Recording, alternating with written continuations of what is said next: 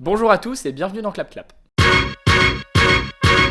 Après Take Shelter, Mud ou encore Midnight Special, Jeff Nichols revient avec Loving, film qu'il avait présenté à Cannes l'année dernière.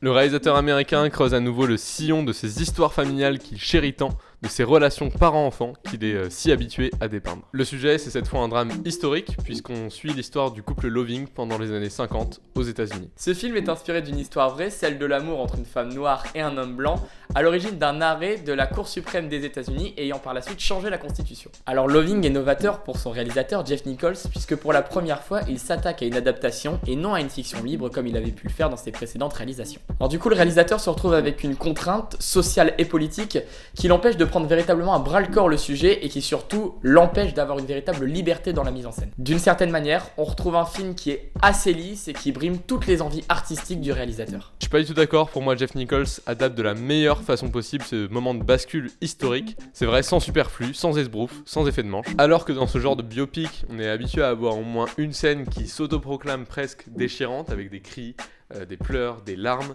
un registre mélodramatique très appuyé.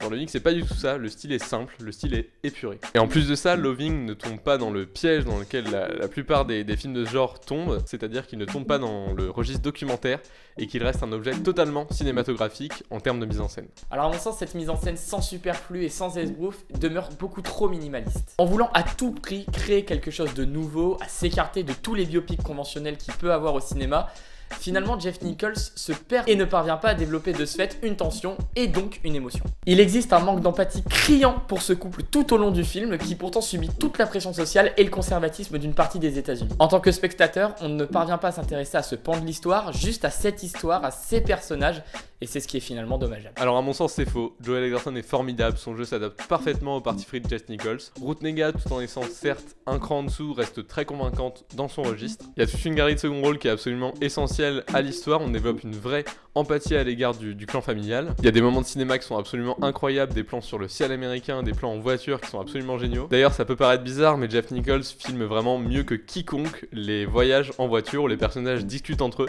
Il a une manière de filmer les regards entre les personnages à ce moment-là qui est vraiment extraordinaire. Et alors pour revenir au personnage, là où je vais le rejoindre, c'est sur le jeu de Joel Edgerton. En effet, il joue plutôt bien ce paysan du sud, un peu bené, très amoureux de sa femme. Mais alors par contre, je vais être totalement en désaccord avec lui sur le jeu de Rutnega, qui est pour moi complètement fade. Alors elle ne sourit pas, elle n'aime pas, elle ne pleure pas, elle ne s'émeut pas. Elle est plus spectatrice qu'actrice. Personnellement, dans le même style d'acteur, je vais penser à la version du coup féminisée de Brad Pitt dans Allier.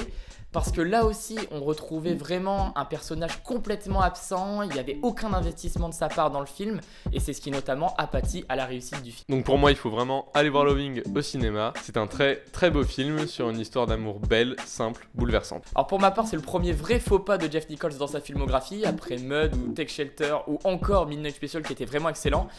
Là, il ne parvient pas du tout à transposer une véritable histoire d'amour humaniste et historique. Néanmoins, il faut reconnaître que Jeff Nichols a beaucoup de talent et j'ai beaucoup d'attentes quant au blockbuster qu'il pourrait réaliser. En tout cas, merci à tous d'avoir suivi cette nouvelle émission de Clap Clap. Comme d'habitude, vous pouvez vous abonner, partager et suivre notre actualité sur les Facebook et Twitter de Radio Londres.